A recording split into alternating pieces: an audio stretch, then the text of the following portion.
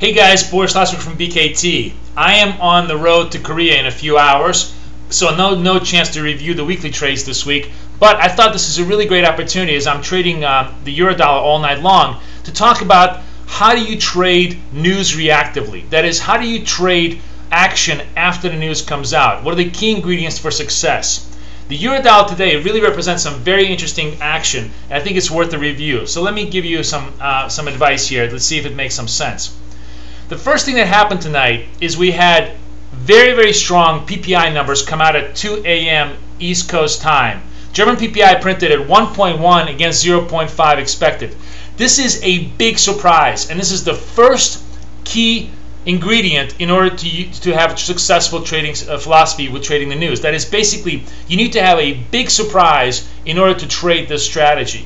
1.1 against 0.5 is exactly that kind of a big surprise that you're looking for.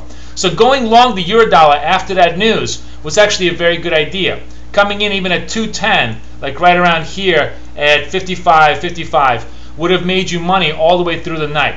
By the way, where do you put the stop at when you're coming into the news? You always put the stop at the low prior to the news. The news came out at 2, the low was around 55.20. That would be my stop, because if the news isn't strong enough, or by the way, if the price action comes back down to the low prior to the news, that means the news has had no meaningful impact on price. And what we're trading is continuation.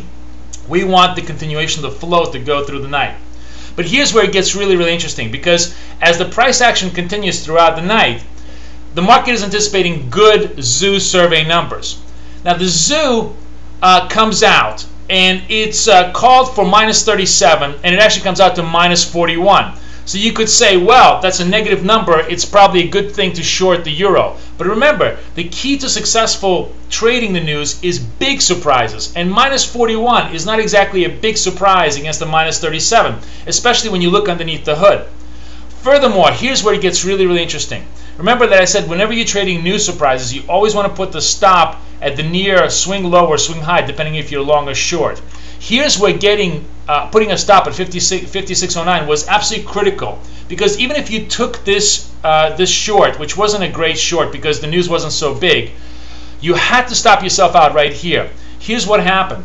The ZOO official comes out after 5 minutes after the release and says, hey, this number is so strong that we think that the ECB is actually going to raise rates going into the Q3 of 2008. This is a massive surprise to the market. The market is looking basically for ECB to stay stationary or maybe even lower rates. So all the price action reverses, and boom, the euro actually goes much higher. As a matter of fact, the great post-news trade here would have been to once the guy's new announcement hit the wires, to go long the euro. You could have even gone the long euro over here after the breakout with a stop over here and still have made very decent money on the continuation trade, because this is the kind of a big shock that you want to trade in post-news. And that's the lesson of the day. It's not just the news, it's not just a surprise, it's got to be a big surprise in order for you to want to get involved. But when you do, it can be very profitable. So I hope you guys have learned something. This is BKT with Boris Schlossberg. I'm on the road for the rest of the week, and I'll see you next week. Wishing you the best of luck and the best of trading.